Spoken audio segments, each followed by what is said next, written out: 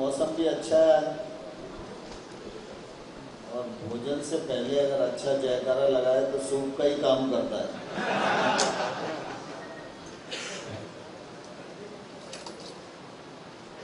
आज के कैट द्वारा आयोजित इस कार्यक्रम के अध्यक्ष और हमारे राज्य सरकार में नवकरणीय ऊर्जा मंत्रालय के मंत्री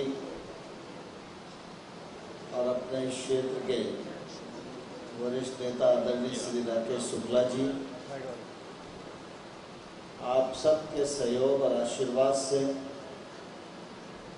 ग्वालियर के नवनिर्वाचित सांसद आदरणीय भारत सिंह कुशवाहा जी, आप सब लोगों के ही सहयोग और आशीर्वाद से नवनिर्वाचित मुरैना और श्योपुर के सांसद आदरणीय शिवमंगल सिंह जी, इस पूरे कार्यक्रम के आयोजक और हमारे इस अंचल के वरिष्ठ समाज सेवी कैट के अध्यक्ष आदरणीय भूपेन्द्र जैन साहब, आदरणीय रवि भाई, सुरेश जी, दीपक पवनानी जी, अशोक गोयल जी, राजू कुकरेजा जी, दुर्गावत जी, विष्णु जैन जी, नारायण हरी जी और इस अवसर पर उपस्थित हमारे इस क्षेत्र के पूरे अंचल के कैट से जुड़े सभी भाइयों और बहनों, आज हम सब नए परिवेश में मिल रहे हैं। अभी भीषण गर्मी का कालखंड जाने वाला है और रिमझिम बरसात की फुहारों में श्रावण का आगमन हो रहा है। मैं आप सबको इस अच्छे और सुहाने मौसम के लिए हृदय से बहुत बहुत धन्यवाद देता हूँ और बहुत बहुत शुभकामनाएं देता हूँ। कैट में आज नवनिर्वाचित सांसदों को अपना प्रेम और स्नेह प्रदर्शित करने के लिए ये स्वागत का कार्यक्रम रखा और इसमें भारत सिंह जी भी यहाँ हैं, शिवमंगल जी भी यहाँ हैं, सद्या राय भी आने वाली थी लेकिन उनका शायद सासू का कोई ऑपरेशन बेंगलोर में है, इसलिए वो नहीं आ पाई। लेकिन संभाग के 4 में से 2 सांसद यहाँ उपस्थित हैं। मैं आप सबकी ओर से दोनों का हृदय से बहुत बहुत स्वागत करता हूँ, अभिनंदन करता हूँ। कैट व्यापारिक क्षेत्र में और रचनात्मक क्षेत्र में काम करने वाला देश का एक बड़ा संगठन है और मुझे प्रसन्नता है कि अनेक अवसरों पर ग्वालियर में भी और देश में भी, दिल्ली में भी कैट के कार्यक्रमों में उपस्थित रहने का मुझे अवसर मिला और उसके कारण देश भर में कैट के लोगों से संबंध आया। उस संबंध के आधार पर मैं ये कह सकता हूँ कि कैट भी हिंदुस्तान भर में समाज और व्यापार के क्षेत्र में काम करने वाली एक अग्रणी संस्था है। वैसे तो कैट को सहयोग की आवश्यकता पड़ती है तो सब सहयोग करते ही हैं और आज 2 सांसद आपके पास बैठे हैं तो ये दोनों सहयोग करेंगे ही। लेकिन कैट की और ताकत बढ़े, इस दृष्टिकोण के आधार पर दिल्ली में चांदनी चौक से इस बार प्रवीण खंडेलवाल जी को टिकट दिया गया था। वो प्रवीण जी कैट के महासचिव हैं और कैट के संस्थापक सदस्यों में से हैं और देश भर में घूम घूम के वो कैट के काम को बढ़ाते रहते हैं। मैं समझता हूँ उनके सांसद बनने से भी कैट की ताकत और बढ़ेगी और काम करने का दायरा निश्चित रूप से और बढ़ेगा। मैं इस अवसर पर कैट को एक अनुरोध और करना चाहता हूँ कि आमतौर पर स्वागत सत्कार ये तो अपने स्नेह और विश्वास का प्रदर्शन है ही, लेकिन कम से कम 6 महीने में एक बार बिना स्वागत के सांसदों का लोगों से मिलने का कार्यक्रम भी साल में 2 बार कम से कम आयोजित करना। उसमें कोई माला ना हो, कोई स्वागत ना हो, कोई मंच का कार्यक्रम ना हो, सिर्फ इतनी सूचना होनी चाहिए कि आपके क्षेत्र के सांसद फला तारीख को 11 बजे से 2 बजे तक फला जगह पर सभी व्यापारी सज्जनों से मिलने के लिए आ रहे हैं, आपको कुछ चर्चा करना है तो आप कृपया उपस्थित रहो।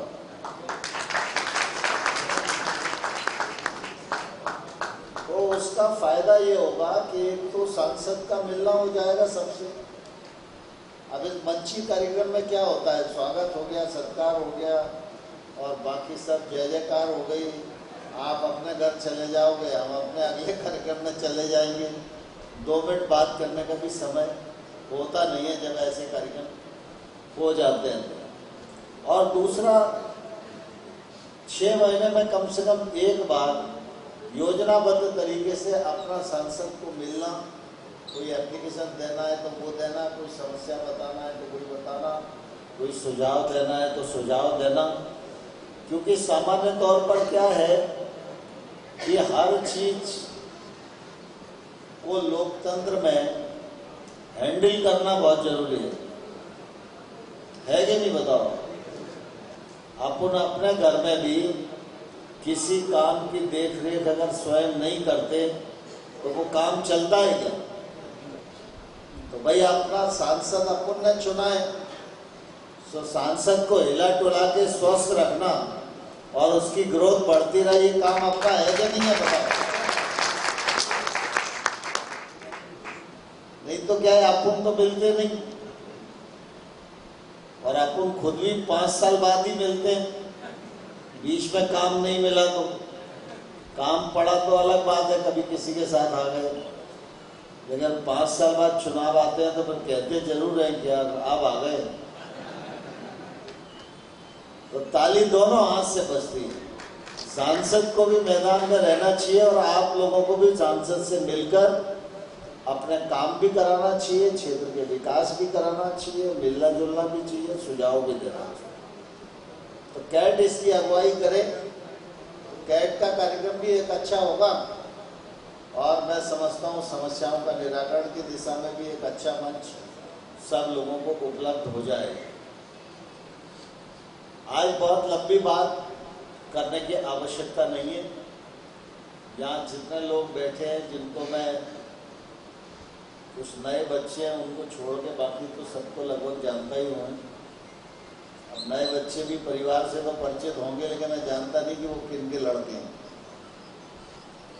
तो आप सब लोगों ने आज से नहीं, हमेशा से ही भारतीय जनता पार्टी को अपना स्नेह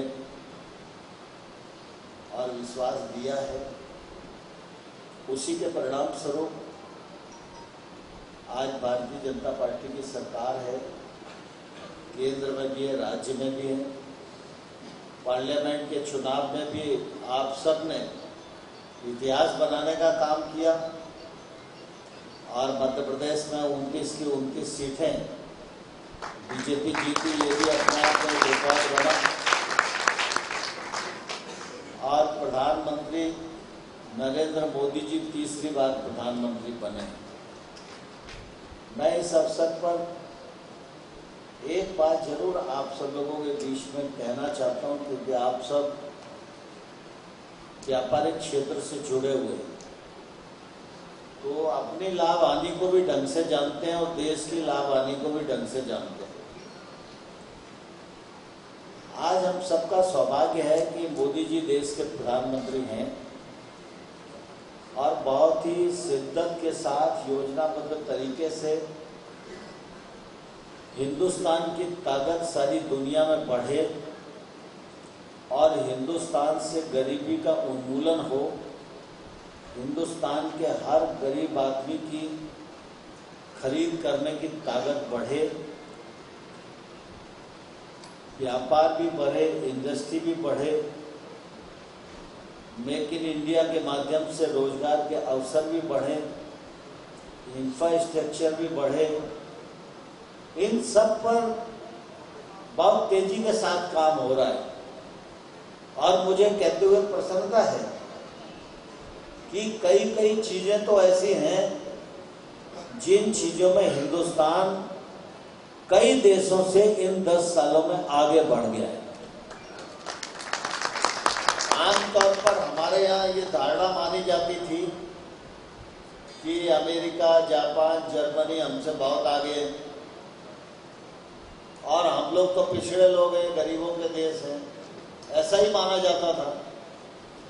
लेकिन पिछले दिनों आपको ध्यान होगा जब प्रधानमंत्री जी ने कैशलेस ट्रांजैक्शन की बात कही, तो कैशलेस ट्रांजैक्शन उस समय लोगों को लगता था कैसे होगा, लेकिन आज मूंगफली बेचने वाला आदमी भी कैशलेस ट्रांजैक्शन पर काम कर रहा है, सब्जी बेचने वाला आदमी भी कैशलेस ट्रांजैक्शन पर काम कर रहा है। और अभी जब G20 इंडिया में हुआ था, उस समय जो सर्वेक्षण आया, अमेरिका टेक्नोलॉजी में हमसे आगे, जर्मनी और जापान भी हमसे आगे, लेकिन तीनों देशों को मिला के जितना कैशलेस ट्रांजैक्शन का आंकड़ा है, हिंदुस्तान इन तीनों देशों को मिला के भी उससे आगे। ऐसे कई चीजें मैं आपको बता सकता हूं। आज हम इलाज कराने के लिए अमेरिका जाते हैं, लोगों को लगता है वहां इलाज अच्छा मिलता है, लेकिन अमेरिका में भी 100 डॉक्टर में से 70 डॉक्टर हमारे हिंदुस्तान के ही हैं। लेकिन क्या हिंदुस्तान की जो काबिलियत है, खूबियां हैं, हिंदुस्तान के लोगों को जो अवसर हैं, उस अवसर के लिए जो स्टैंडर्ड और मानक चाहिए, उन पर ध्यान नहीं दिया जाता था, इसलिए हमारी ताकत दूसरे देशों के लिए इस्तेमाल होती थी। अब धीरे धीरे देश में वर्ल्ड क्लास इंफ्रास्ट्रक्चर खड़ा हो रहा है।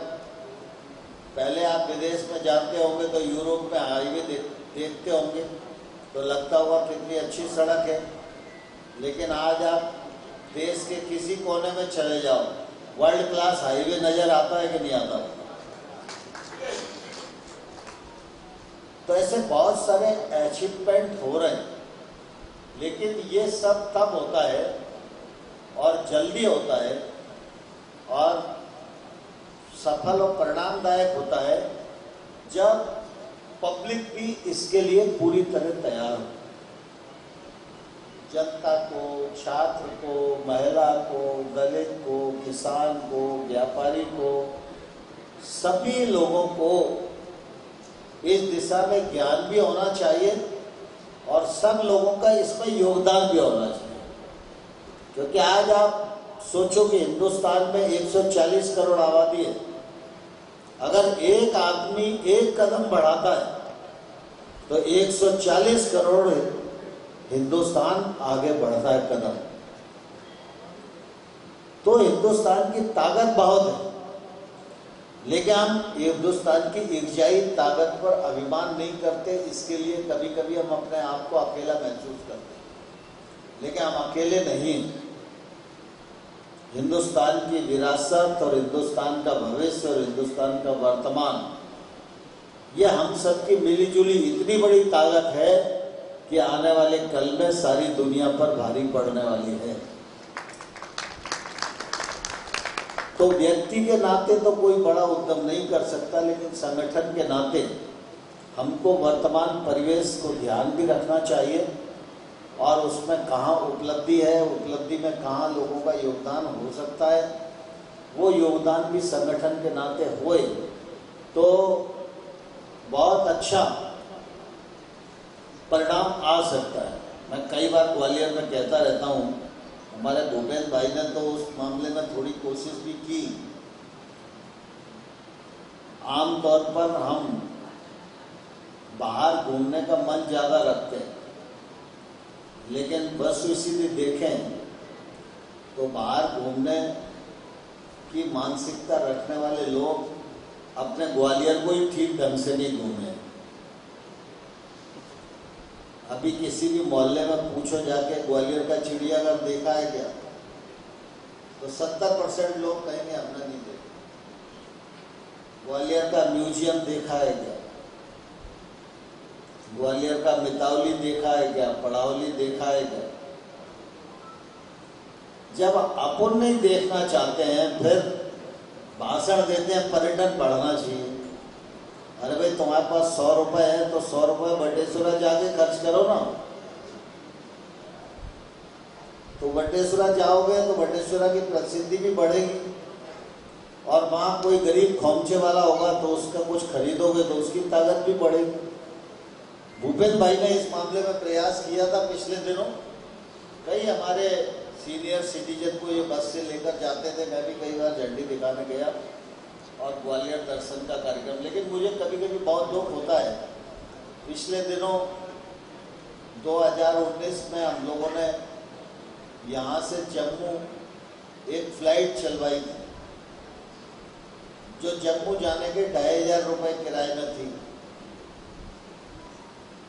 अब 2500 रुपये में 2 घंटे में वैष्णो देवी के निकट पहुंचना और दिन भर में दर्शन करके दूसरे दिन 2 घंटे में लौट आना, इससे बड़ी सुविधा ग्वालियर के लिए क्या हो सकती है।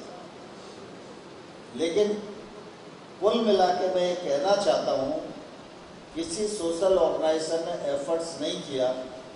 अगर हम अभियान चला देते कि हवाई जहाज से वैष्णो देवी चलो तो हजारों लोगों को दर्शन हो जाते और फ्लाइट भी हमारी बंद नहीं होती। लेकिन अब कोई भी फ्लाइट है, कोई भी रेल है, कोई भी बस है, चलेगी तो सवारियों से। अब सवारी नहीं होगी तो बंद ही होना पड़ेगा। तो मतलब इसमें कहीं ना कहीं हमारे योगदान की आवश्यकता, आम जनता के योगदान की आवश्यकता। अब मैं समझता हूँ 2500 रुपये से सस्ता तो कोई किराया हो नहीं सकता। रेल में भी जाओगे तो कुल मिला के इतने ही खर्च हो जाएंगे यहाँ से वहाँ जाते जाते। तो इन सब चीज़ों पर भी ध्यान देने की आवश्यकता है। ग्वालियर और हमारा ये चंबल अंचल बहुत ही ऐतिहासिकता, पुरातत्वता से भरा हुआ पड़ा हुआ है। हम अपने अंचल को भी विकसित करें और अपने अंचल का योगदान देश में और प्रदेश में क्या हो सकता है ये भी सुनिश्चित करने का काम करें। हमारे भारत सिंह जी यहाँ हैं, शिवमंगल जी यहाँ हैं, दोनों ही सक्रिय और यशस्वी सांसद हैं, जमीन से जुड़े हुए। और मुझे पूरी आशा है कि आप सबके सहयोग और सुझाव के आधार पर ये अपने काम को गति देंगे और हम सब लोग मिलकर अपने सांसदों का सहयोग करेंगे, जिससे कि ग्वालियर आने वाली कल में और विकसित नगर के रूप में खड़ा हो। आप सबको पुनः एक बार बहुत बहुत शुभकामनाएं।